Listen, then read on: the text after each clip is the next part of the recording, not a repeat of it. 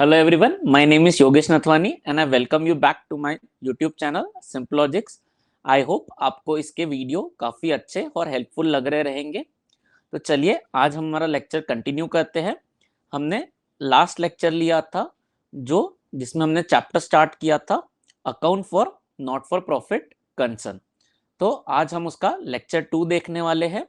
पिछले लेक्चर में हमने देखा कि टाइप्स ऑफ ऑर्गेनाइजेशंस क्या होते हैं, जिसमें हमने देखा कि ट्रेडिंग कंसर्न जो होते हैं that is profit making concern वो क्या होते हैं, उनके फीचर्स क्या होते हैं, उनका प्राइम ऑब्जेक्टिव क्या होता है।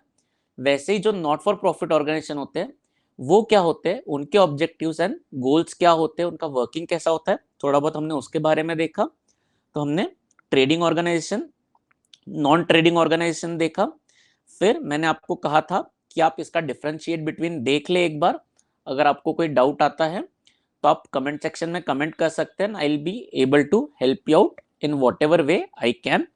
ठीक है, बट आई होप कि जब हमने डिस्कशन किया है तो ये भी डिफरेंस जो है आपको इजीली समझ गया होगा। देन हमने features of not for profit concerns देखे थे, राइट। तो हमने ये भी काफी डिटेल में डिस्कस किए थे। देन उसके बाद में हमने देखा था कि नीड क्या होती है किसी ऑर्गेनाइजेशन को ये अकाउंट्स मेंटेन करने की। एंड देन हमने देखा था कि ये जो ऑर्गेनाइजेशन होता है इनको फाइनल अकाउंट्स प्रिपेयर करने के लिए क्या चीजें लगती है, जिसमें हमने देखा था कि वो रिसीट एंड पेमेंट अकाउंट बनाते हैं, इनकम एंड एक्सपेंडिचर अकाउंट बनाते हैं, बैलेंस शीट बनाते हैं। एंड हमने यहाँ पे हमारा लेक्चर कंक्लूड किया था। तो चलिए अब हम इसका आगे का पार्ट कंटिन्यू करते हैं, जहाँ पे आज हम देखेंगे कि रिसीट एंड पेमेंट अकाउंट क्या होता है, रिसीट एंड पेमेंट अकाउंट बनाते वक्त हमें किस चीज़ों का ध्यान रखना है, उसमें क्या टर्मिनोलॉजीज है, क्या चीज़ें है, वो सारी चीज़ें देखेंगे।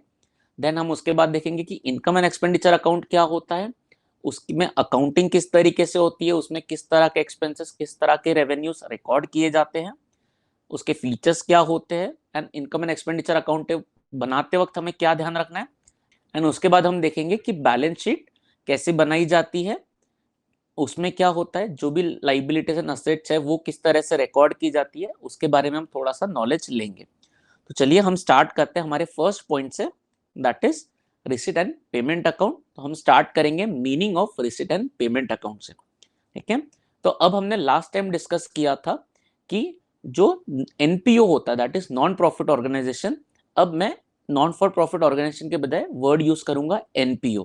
ठीक है, हम एनपीओ वर्ड क्लब के लिए भी कर सकते हैं, स्कूल्स कॉलेजेस यूनिवर्सिटीज के लिए भी कर सकते हैं, हॉस्पिटल्स मेडिकल इंस्टीट्यूशन, इन सब के लिए हम एक कॉमन वर्ड बोल सकते हैं NPO, that is not for profit organisation.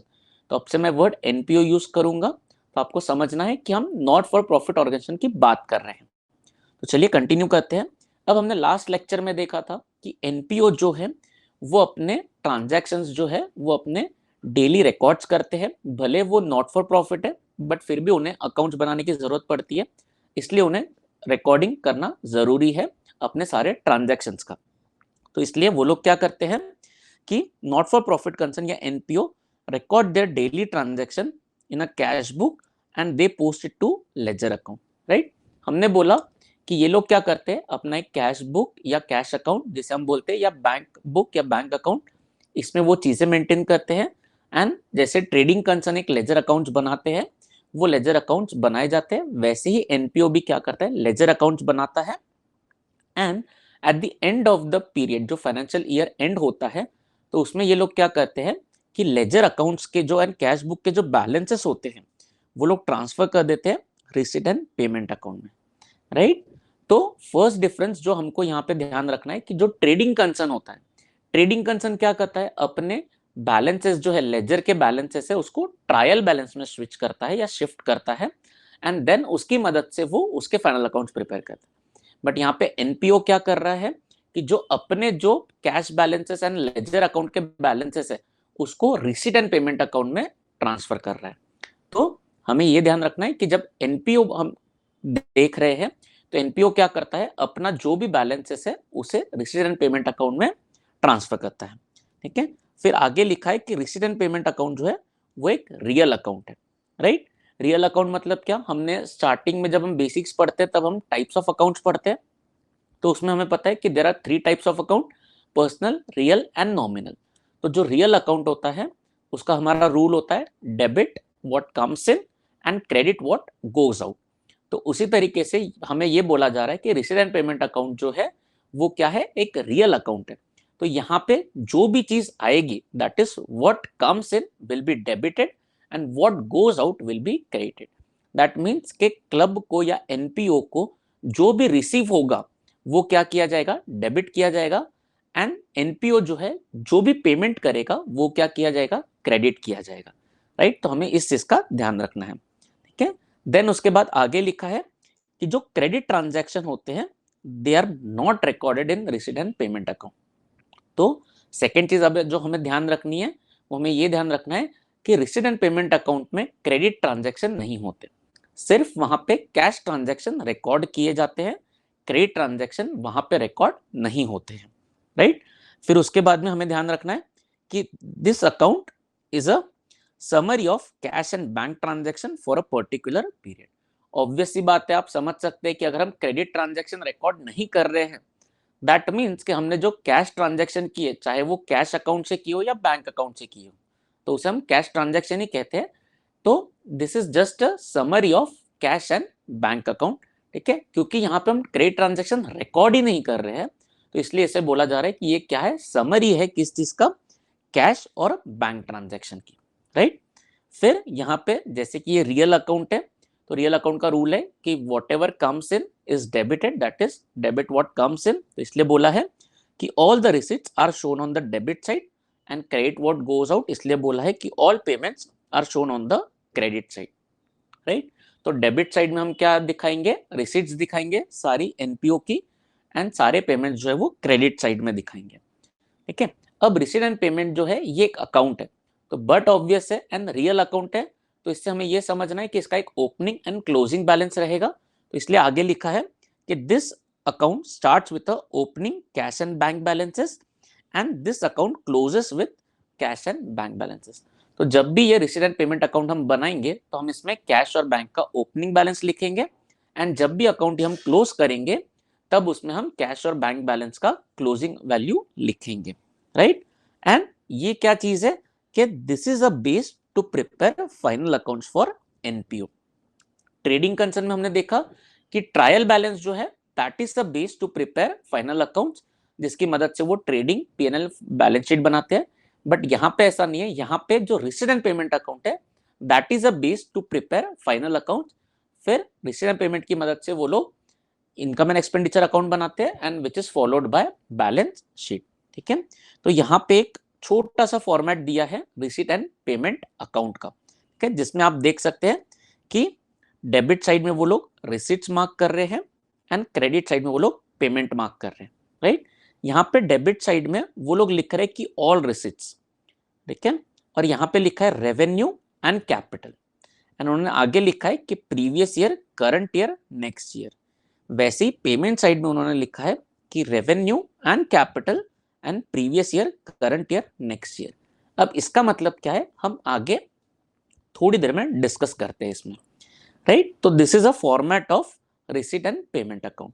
तो अब हम चालू करते हैं पहले डेबिट साइड से कि what do you mean by receipts.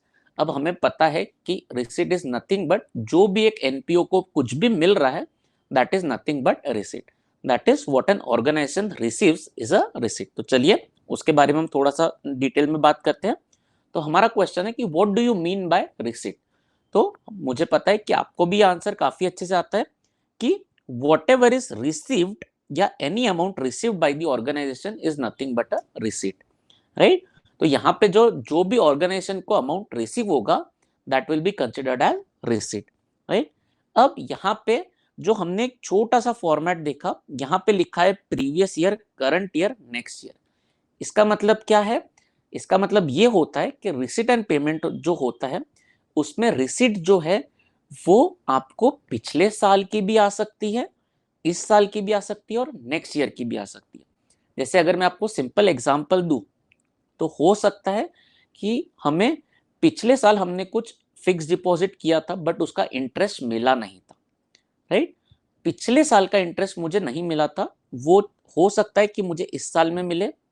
वैसे ही ऐसे हो सकता है कि मैंने अगर कोई एफडी किया है तो उस साल का इंटरेस्ट मुझे उस साल में मिल जाए। एंड ये भी हो सकता है कि अगर मैंने कोई इन्वेस्टमेंट किया है तो उसका पैसा मुझे आज ही मिल जाए।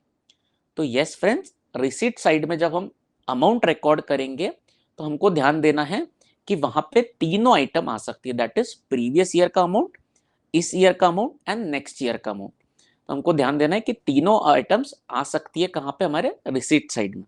तो इसलिए लिखा है कि we record all the receipt irrespective of the fact that amount received is for previous year, current year और next year।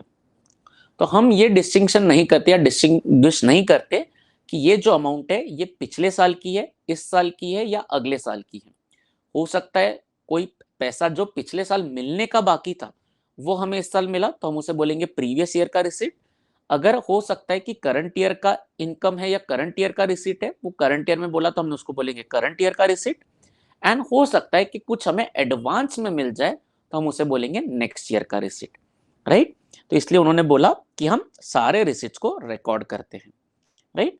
एंड आगे लिखा है कि हम डिस्टिंग्विश नहीं करते कि ये जो रिसीट्स है दीज आर रेवेन्यू और कैपिटल। अब हमें ये देखना है कि भाई रिसीट्स जो होते हैं वो दो काइंड के होते हैं, एक होता है रेवेन्यू रिसीट एंड एक होता है कैपिटल रिसीट। अब दोनों में डिफरेंस क्या है हम 1 मिनट के बाद देखेंगे। हम एक लास्ट पॉइंट हम देख लेते हैं जो कि छोटा सा है, जिसमें बोला गया है कि all the receipts during a particular period are debited to receipt and payment account. तो जो भी सारे रिसीट है वो क्या होते हैं, हमारे रिसीट एंड पेमेंट अकाउंट में डेबिट होते हैं।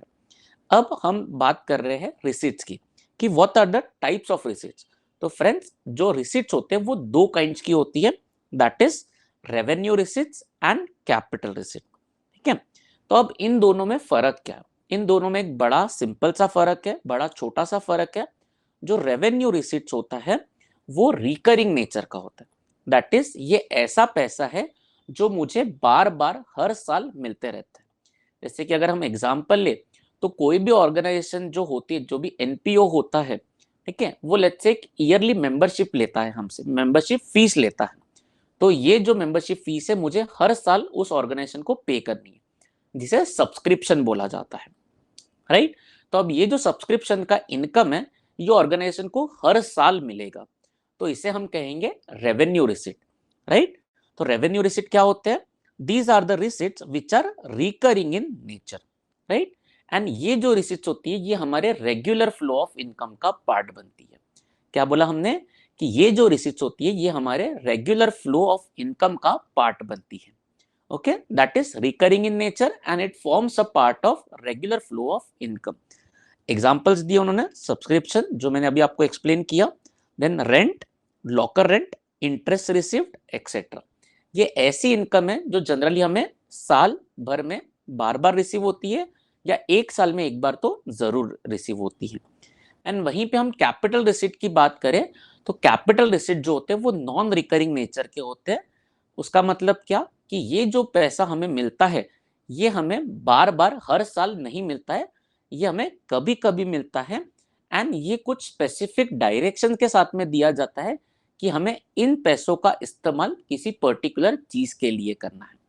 जैसे कि अगर मैं एग्जांपल लूं तो जैसे कि एक एनपीओ को डोनेशन मिला है बिल्डिंग बनाने के लिए, जिसे हम कहते हैं donation for building fund.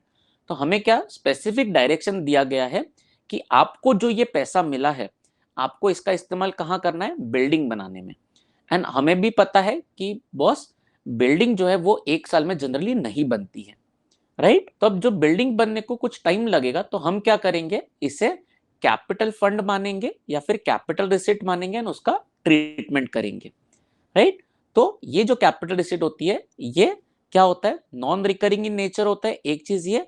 And दूसरा, it does not form a part of our income, ये हमारे इनकम का पार्ट नहीं बनता है, ठीक है। तो देखिए क्या लिखा है, this receipts which are non recurring in nature, this receipts do not form a part of regular flow of income. ये जो है ये हमारे इनकम का रेगुलर फ्लो नहीं बनता है। एग्जाम्पल दिया है, specific donation for building, donation for sports tournament, life membership fee etcetera. अब जो एग्जांपल दिया लाइफ मेंबरशिप फी का, तो भाई नाम से ही पता चल रहा है कि वो पूरे ईयर की नहीं बट पूरे लाइफ टाइम की है, तो इसलिए हम उसे रिकरिंग या रेगुलर इनकम नहीं बोलेंगे, इसलिए उसे हम रेवेन्यू रिसीट नहीं बोलेंगे बट उसे कैपिटल रिसीट बोलेंगे, राइट।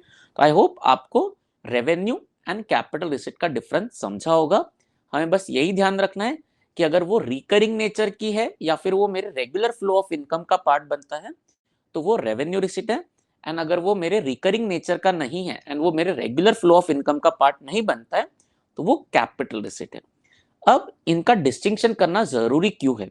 तो हमें ये चीज ध्यान रखनी है कि जो रेवेन्यू रिसीट्स होते हैं वो हम डिस्प्ले करते हैं या हम शो करते हैं इनकम एंड एक्सपेंडिचर अकाउंट में, एंड जो कैपिटल रिसीट होता है वो हम शो करते हैं बैलेंस शीट में। तो यस फ्रेंड्स, इसलिए हमें इन दोनों का डिस्टिंक्शन करना काफी इंपॉर्टेंट हो जाता है कि अगर वो हमारे रिसीट साइड में अगर रेवेन्यू रिसीट है तो हम उसे इनकम एंड एक्सपेंडिचर में दिखाएंगे, एंड वही चीज अगर कैपिटल रिसीट है तो हम उसको बैलेंस शीट में दिखाएंगे, राइट? तो ये था हमारा डिस्कशन अबाउट रिसीट्स। अब जैसे हमने रिसीट्स देखे, राइट, वैसे ही हमें पेमेंट्स भी देखना है, क्योंकि रिसीट एंड पेमेंट अकाउंट में पेमेंट साइड भी होता है। तो उसमें क्या होता है एंड किस तरह की आइटम्स होती है, क्या होता है, इट इज वेरी सिमिलर जो हमने अभी रिसीट्स के बारे में डिस्कस किया। तो हम एक बार गो थ्रू करते हैं। अगेन देखिए, payment is nothing but amount paid by the organisation. जैसे रिसीट को हमने बोला कि amount received by the organisation, payment को हम बोल रहे हैं कि amount paid by the organisation, ठीक है। एंड अगेन यहाँ पे भी उन्होंने बोला कि they record all the payments irrespective of the fact that they are paid for previous year, current year, next year. तो यस फ्रेंड्स, यहाँ पे जो हम पेमेंट भी करेंगे इट डजंट मैटर कि वो पिछले साल का है, करंट ईयर का है या नेक्स्ट ईयर का है, ठीक है।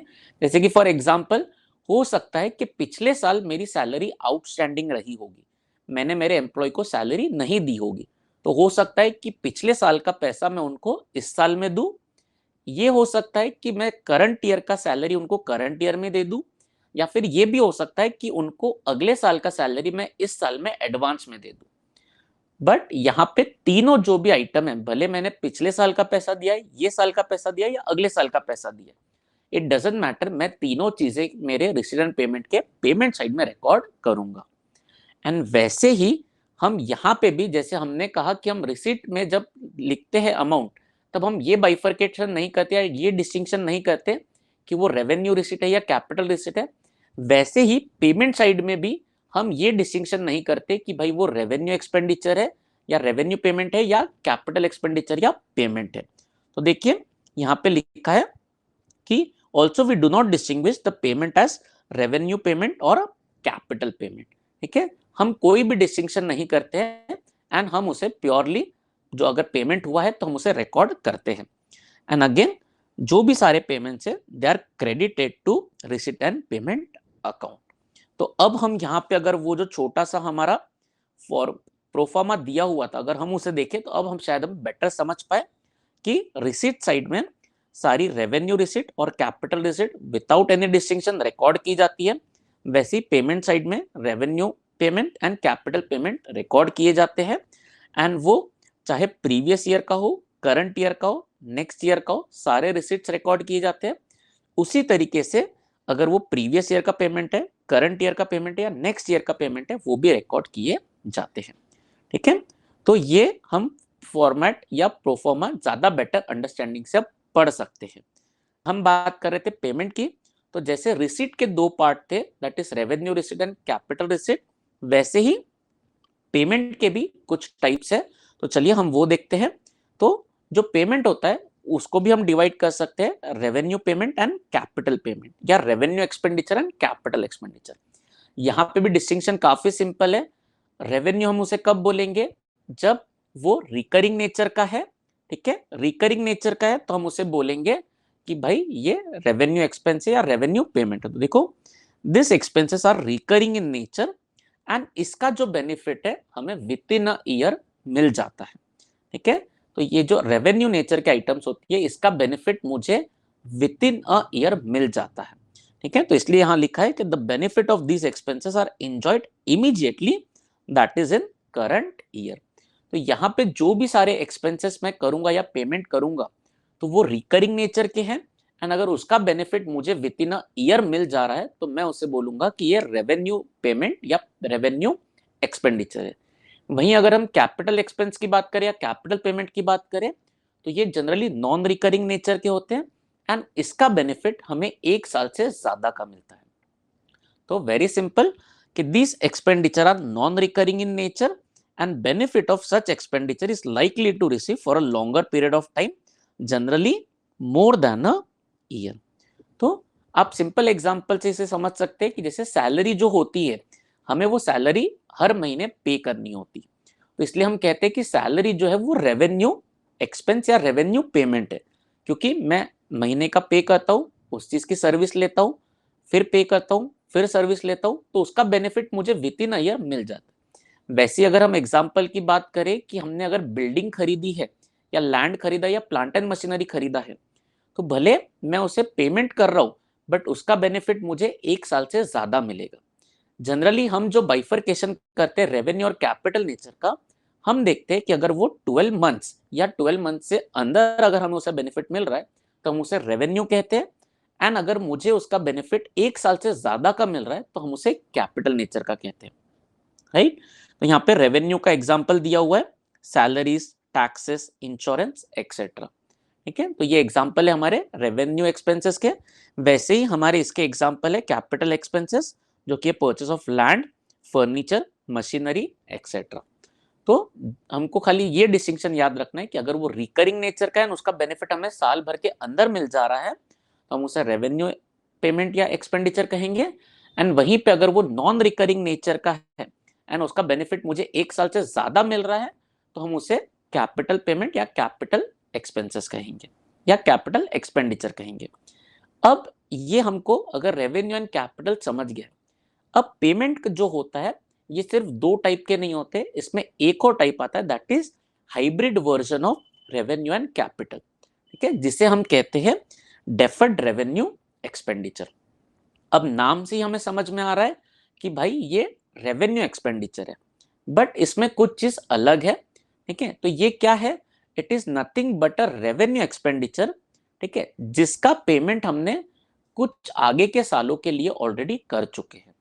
जैसे कि अगर हम सिंपल एग्जांपल ले आपके लिए, तो जैसे कि अगर मेरा एडवर्टीजमेंट का एक्सपेंडिचर मुझे इनकर करना है, ठीक है, तो मैंने क्या किया कि एक पर्टिकुलर कंपनी को एक कॉन्ट्रैक्ट दे दिया कि आपने मेरा एडवर्टीजमेंट करना है, एंड उन्होंने बोला, हमने जो कॉन्ट्रैक्ट किया उसमें बोला कि 3 इयर्स का टर्म रहेगा, ठीक है, एंड उसका मुझे पेमेंट जो करना है वो 30,000 करना है। लेट्स से ये कॉन्ट्रैक्ट मैंने 2021 में किया, तो अब है ये तो रेवेन्यू एक्सपेंडिचर, राइट, क्योंकि एडवर्टीजमेंट एक्सपेंडिचर उन्होंने क्या किया कि आप हमें 30,000 दीजिए एंड 3 इयर्स तक हम आपका एडवर्टीजमेंट चलाएंगे। तो मेरा पर ईयर का कॉस्ट कितना हो जाएगा, that is 30,000 divide by 3, that is 10,000। तो मेरा 2021 का एक्सपेंस कितना, 10,000, 2022 का एक्सपेंस कितना, 10,000, एंड 2023 का एक्सपेंस कितना, 10,000। So deferred revenue expenditure is nothing but a revenue expenditure जिसका पेमेंट मैंने आज ही कर दिया है कुछ आने वाले सालों के लिए। तो मैं क्या करूंगा, 2021 में ये 30,000 पे कर दूंगा एंड उसका बेनिफिट मैं 3 साल तक लेते रहूंगा। तो हम क्या करेंगे कि ये जो एडवर्टीजमेंट जो हमने डेफर्ड एडवर्टीजमेंट एक्सपेंसेस दिया है, हम इसे बैलेंस शीट में शो करेंगे, एंड ईयर एंड पे जो 2021 का ईयर एंड है उसमें हम 10,000 क्या करेंगे, उसे इनकम एंड एक्सपेंडिचर में ट्रांसफर करेंगे। क्यों, क्योंकि इस साल का मेरा एडवर्टीजमेंट का खर्चा जो है वो 10,000 है। फिर अगेन नेक्स्ट ईयर हम क्या करेंगे, हम बैलेंस शीट में से अगेन 10,000 माइनस करेंगे एंड 2022 के इनकम एंड एक्सपेंडिचर में 10,000 डेबिट कर देंगे, एंड वैसे ही 2023 में करेंगे, राइट। तो this is nothing but a revenue expenditure, just हमने इसका पेमेंट जो किया है वो प्रीपेड बेसिस पे किया है, तो इसे हम कहते हैं डेफर्ड रेवेन्यू एक्सपेंडिचर। तो चलिए टेक्स्ट पढ़ लेते हैं हम लोग। This expenditure is actually a revenue expenditure, such expenditure is incurred for receiving benefit for more than a year. ये है revenue expenditure he, but just हमने प्रीपेड बेसिस पे इसका एक्सपेंसेस या पेमेंट कर चुके हैं, जिसका बेनिफिट मुझे 1 साल के लिए ही मिलने वाला है। जस्ट हमने पेमेंट जो है वो कुछ आने वाले साल का करके रखा हुआ है, राइट। तो आई होप आपको ये 3 तरीके के एक्सपेंसेस भी या पेमेंट भी समझ गए होंगे, राइट। तो हमने देखा कि रिसीट एंड पेमेंट अकाउंट क्या होता है, उसका फॉर्मेट देखा, उसमें बनाते वक्त हमने क्या चीजें ध्यान रखनी है, हमने रिसीट्स के बारे में देखा, फिर काइंड्स ऑफ रिसीट क्या होती है, रेवेन्यू एंड कैपिटल, एंड उसी तरीके से पेमेंट क्या होता है कि पेमेंट के हमने 3 टाइप देखे, that is revenue payment, capital payment, and last हमने देखा डेफर्ड रेवेन्यू एक्सपेंडिचर या डेफर्ड रेवेन्यू पेमेंट, राइट। अब हम देखते हैं इसका फॉर्मेट क्या होता है या स्पेसिमेन क्या होता है। तो जैसा कि हमने डिस्कस किया था रिसीट एंड पेमेंट अकाउंट के बारे में, स्पेसिमेन या फॉर्मेट भी वैसा ही है। हमने बोला था कि it starts with a opening balance of cash balance and bank balance and ends with a closing balance of cash and bank. And हम receipt side that is debit side में सारी रिसीट्स आएगी हमारी, तो हमने वो भी देखा था कि सारी जो रिसीट्स है वो आ रही है, प्लस इसमें कोई भी डिस्टिंक्शन नहीं है कि वो रेवेन्यू नेचर की है या कैपिटल नेचर की है, एंड प्लस अगेन कोई एक डिस्टिंक्शन नहीं है कि वो प्रीवियस ईयर की है, करंट ईयर की है या नेक्स्ट ईयर की है। वैसे ही पेमेंट साइड में हम डिस्टिंक्शन नहीं कर रहे कि वो प्रीवियस ईयर है, करंट ईयर या नेक्स्ट ईयर है, एंड ये भी डिस्टिंक्शन नहीं है कि वो रेवेन्यू है या कैपिटल है। तो आप एक बार इसका स्टडी कर लीजिएगा।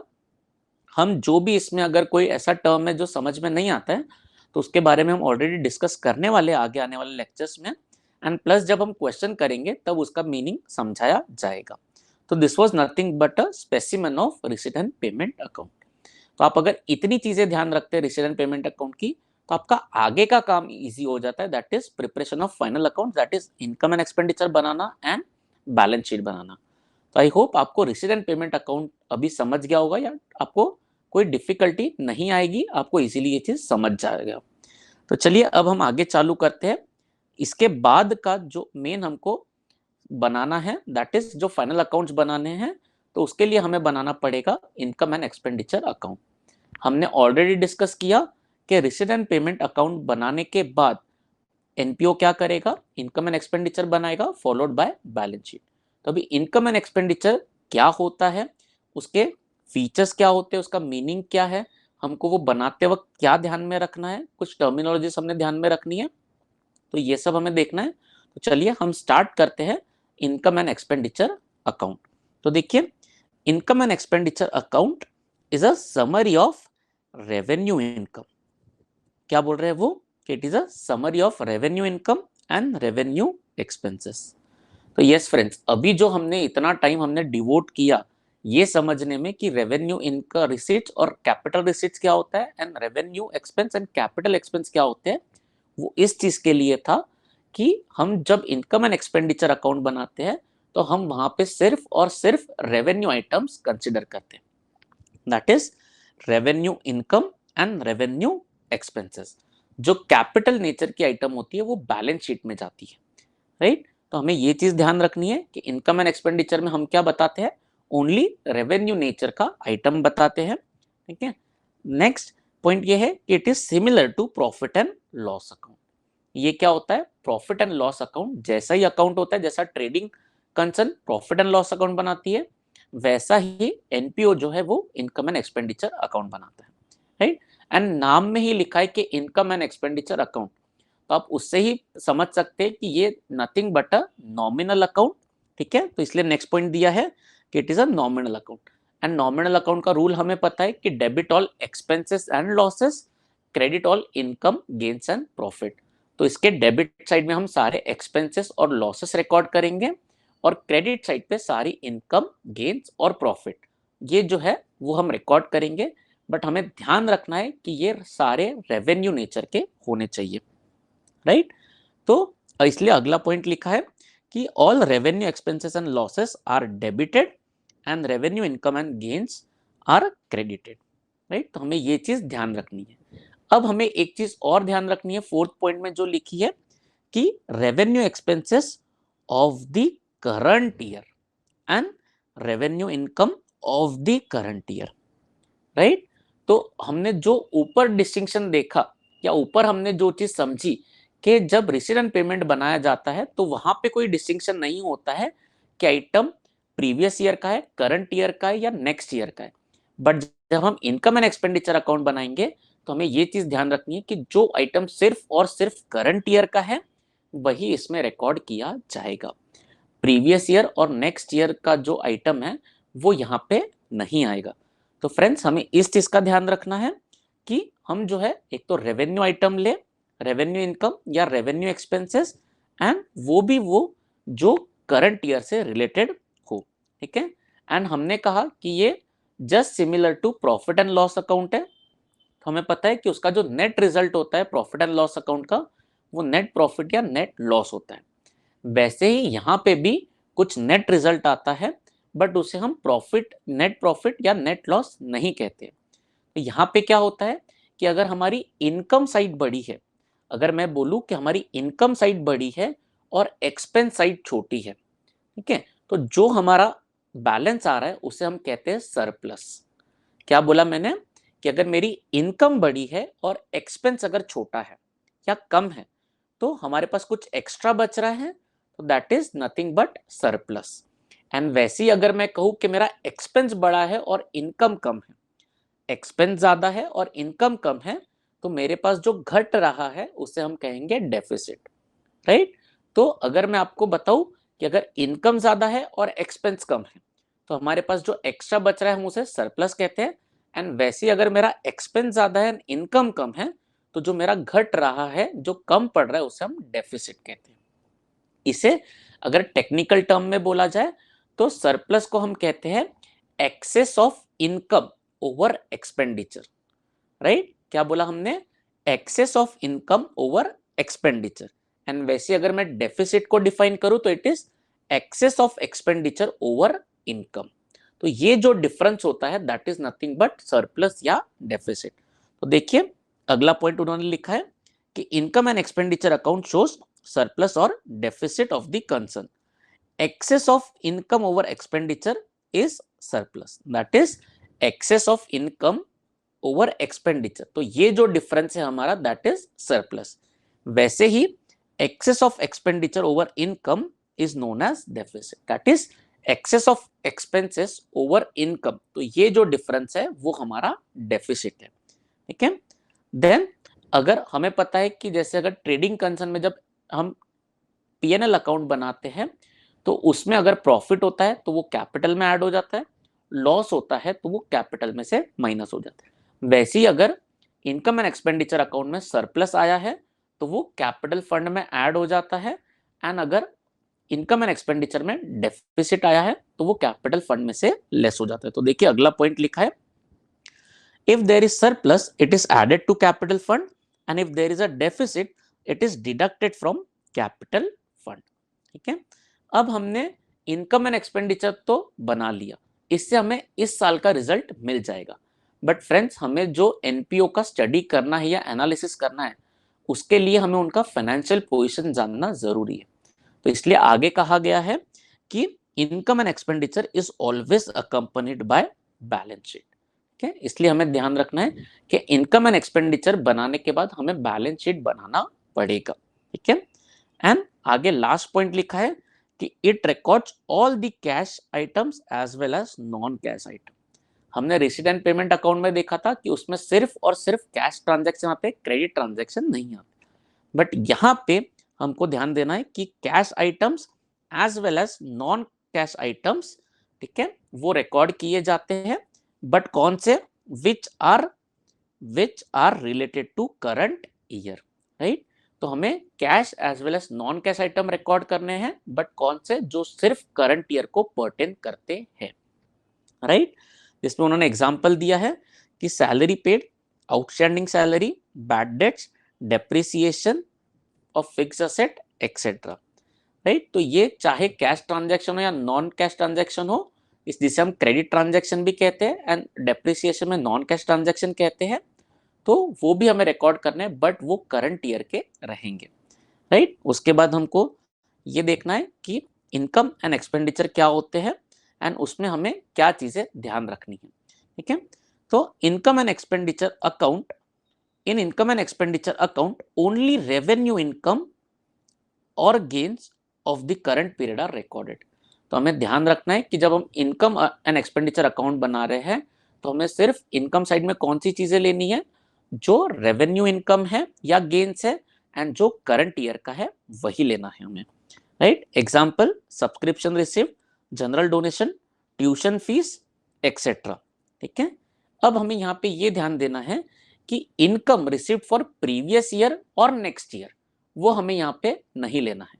इनकम एंड एक्सपेंडिचर बनाते वक्त प्रीवियस ईयर या नेक्स्ट ईयर का इनकम हमें नहीं लेना है। तो इसलिए देखिए, income receipt for previous year और for next year are not taken into this account, right. तो जब भी हम इनकम एंड एक्सपेंडिचर अकाउंट बनाएंगे तब हमें ध्यान रखना है कि हम सिर्फ और सिर्फ करंट पीरियड का लें एंड हम प्रीवियस ईयर या नेक्स्ट ईयर का इनकम यहां रिकॉर्ड ना करें। फिर आगे लिखा है कि income pertaining to current year whether received और not received during the previous year are taken into this account. क्या बोल रहे हैं कि हमने ऊपर ऑलरेडी देख लिया कि वो cash as well as non cash items को रिकॉर्ड करता है बट करंट ईयर का। तो इसलिए बोला जा रहा है कि इनकम आपकी रिसीव हुई है दैट इज कैश ट्रांजैक्शन या नहीं हुई है, ठीक है, that is non cash transaction. But अगर वो आपकी इनकम है तो आपको वो रिकॉर्ड करनी पड़ेगी प्रोवाइडेड वो करंट ईयर की हो। वैसे ही एक्सपेंडिचर साइड में दिखा है कि ओनली रेवेन्यू एक्सपेंसेस और losses of the current year are debited to this account. Expenses paid for previous year or next year are not taken into this account. All the expenses pertaining to current year, whether actually paid or not paid during the previous year, are taken into consideration. Right? तो ये है income और expenses जो हमें income and expenditure account बनाते वक्त हमें ध्यान रखना है। राइट।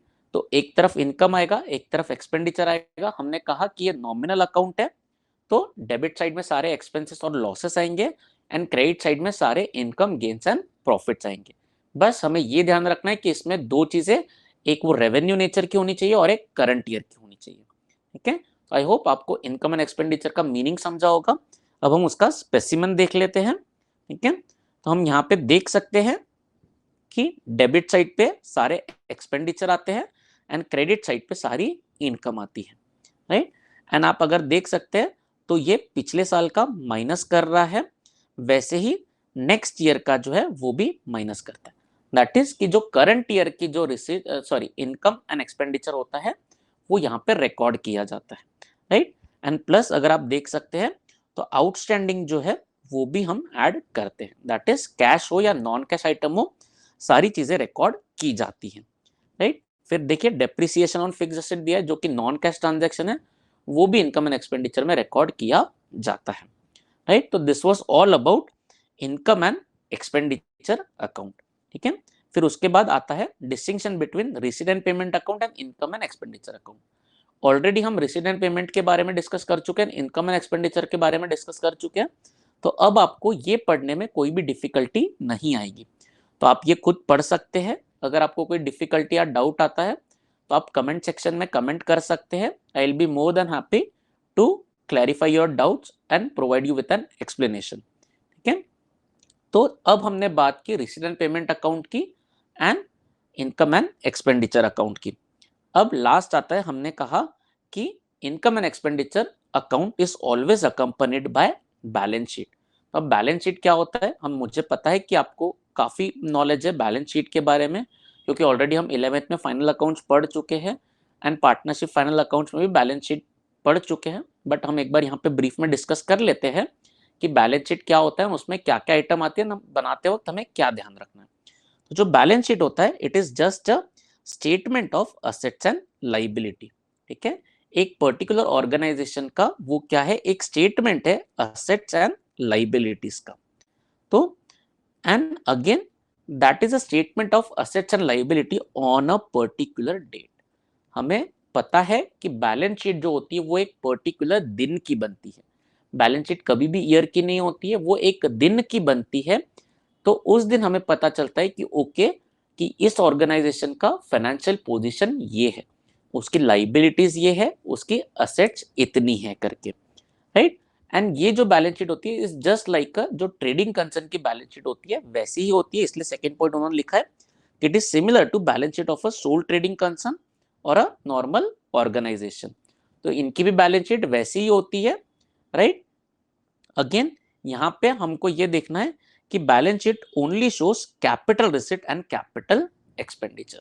तो हमने जो डिफरेंस देखा था ना, या फिर हमने जो डिस्टिंक्शन पढ़ा कि रेवेन्यू और कैपिटल में क्या डिफरेंस है, वो हमने इसीलिए पढ़ा कि जो रेवेन्यू नेचर के आइटम होते हैं वो आपके इनकम एंड एक्सपेंडिचर में जाते हैं, एंड जो कैपिटल नेचर के आइटम होती है, चाहे वो कैपिटल रिसीट हो या कैपिटल एक्सपेंडिचर, वो आपके बैलेंस शीट में जाता है।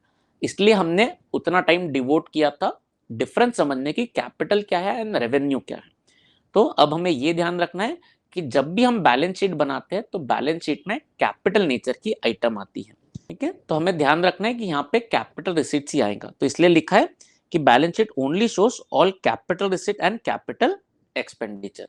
कैपिटल रिसीट मतलब क्या, अगर एग्जांपल लेना है तो अगर हमने कोई टर्म लोन लिया है, राइट, कोई बिल्डिंग फंड आया है या कोई स्पेसिफिक डोनेशन आया है, तो उसको हम रेवेन्यू ना बोल, तो उसे हम कैपिटल रिसीट बोलेंगे या फिर लाइबिलिटी बोलेंगे।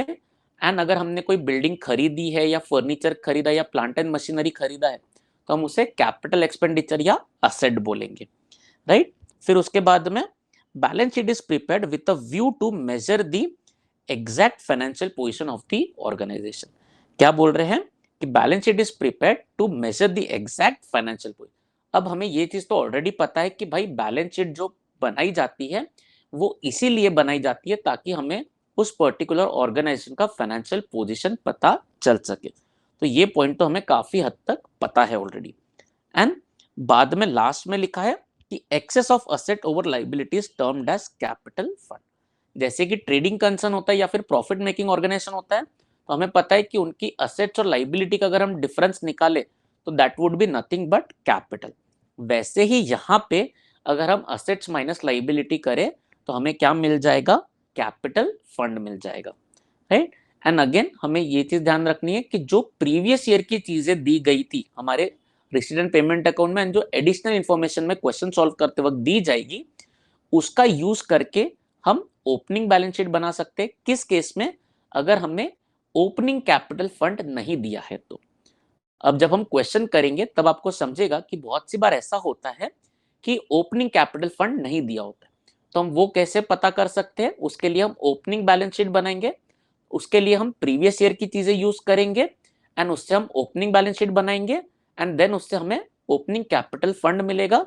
फिर उसमें हम करंट ईयर का सरप्लस ऐड करेंगे और हमें क्लोजिंग कैपिटल फंड मिल जाएगा। तो इसलिए आगे लिखा है कि if the opening balances of capital fund is not known, then it can be ascertained as the balancing figure by preparing opening balance sheet।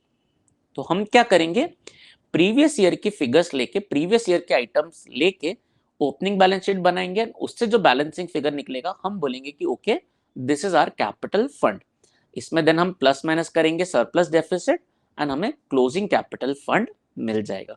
Then specimen of balance sheet, मुझे पता है कि आपको बताने की जरूरत नहीं है, आपने बहुत सारे बैलेंस शीट बनाई है 11th स्टैंडर्ड में, 12th के फर्स्ट चैप्टर में। फिर भी यहाँ पे हमें पता है कि लेफ्ट हैंड साइड पे लाइबिलिटीज होती है एंड राइट हैंड साइड पे असेट होती है। तो यहाँ पे हम सारी liabilities that is capital receipts लेते हैं हम लोग। यहाँ पे हमारी क्या आती है, कैपिटल रिसीट्स, एंड यहाँ पे आते हैं हमारे सारे कैपिटल पेमेंट्स, राइट। तो यहाँ पे हम एक तरफ लाइबिलिटी होती है, एक तरफ हमारी क्या होती है, असेट्स होती है, एंड हम पता है कि लास्ट में हमारा बैलेंस शीट टैली होता है, राइट। तो this was our discussion about resident payment account, income and expenditure account and balance sheet. I hope आपको ये काफी अच्छी तरीके से समझ गया होगा। एंड फ्रेंड्स, आई नो कि ये थोड़ा सा थेरी टॉपिक है, तो there might be a chance कि आप थोड़े से डिस्ट्रैक्ट होंगे या आपको बोर हुआ होगा, बट ट्रस्ट मी, अगर आपको ये थेरी टॉपिक एक बार अच्छे से समझ गया तो आपको क्वेश्चन सॉल्व करने में काफी आसानी जाएगी, आपको क्वेश्चन का इंटरप्रिटेशन समझने में एंड सॉल्व करने में काफी आसानी जाएगी। तो आई होप आपने ये डिस्कशन अच्छे से देखा होगा, समझा होगा। आप एक बार इसे पढ़ लीजिएगा। मैं ये जो नोट्स जो मैं अभी यहाँ पे डिस्प्ले हो रहे हैं आपके स्क्रीन पे, उसका मैं पीडीएफ फाइल भी डिस्क्रिप्शन में अटैच कर दूंगा, तो आप उसका डाउनलोड करके आपके रेफरेंस के लिए इसे यूज कर सकते हैं। आई होप आपको ये वीडियो काफी अच्छे तरीके से समझा होगा एंड आपको resident payment account, income and expenditure account and balance sheet में अब कोई डाउट नहीं होगा कि किसमें कौन सा टर्मिनोलॉजी है, किसमें कौन सी आइटम रिकॉर्ड करनी है, कब रेवेन्यू करना है, कब कैपिटल करना है, कब previous year, current year and next year का करना है। आई होप आपको काफी हद तक क्लियर हो चुका होगा। आई नो पूरे तरीके से नहीं हुआ रहेगा, बट ट्रस्ट मी, हमारा ये होने का जब हम क्वेश्चंस पे जाएंगे, मैंने कुछ सिलेक्टेड क्वेश्चंस मार्क करके रखे 12th की टेक्स्ट बुक से, तो वो कुछ क्वेश्चंस जब हम करेंगे तब आपको क्लैरिटी मिल जाएगी कि ओके ये डेटा का हमें यूज इस तरीके से करना है। तो मैं आपको तब ये भी बता दूंगा कि आपने क्वेश्चंस कैसे हैंडल करना है, कैसे सॉल्व करना है। तो आई होप आपको यहाँ तक अभी कुछ सब कुछ समझ गया होगा। एंड आपको कोई भी डाउट्स हो तो प्लीज आप feel free and comment in the comment section. I'll be very much happy to help you out with your doubts and everything. आपको अगर सो कोई भी डाउट्स है तो आप कमेंट कर सकते हैं, ठीक है। एंड अगर आपको ये वीडियो अच्छा लगा हो तो प्लीज आप इसे लाइक कीजिएगा, आपके फ्रेंड्स के साथ शेयर कीजिएगा जिनके लिए ये यूजफुल हो, जिनके लिए नीड हो, ताकि उन्हें भी हेल्प मिल सके। एंड इस चैनल को जरूर सब्सक्राइब कीजिएगा सो दैट आगे अगर कोई वीडियोस आते हैं, अपलोड करता हूं मैं, तो आपको उसका नोटिफिकेशन आ जाएगा and you can go through it, right, तो जिससे आपका फायदा हो। तो चलिए मिलते हैं नेक्स्ट लेक्चर में, तब तक बाय बाय, टेक केयर।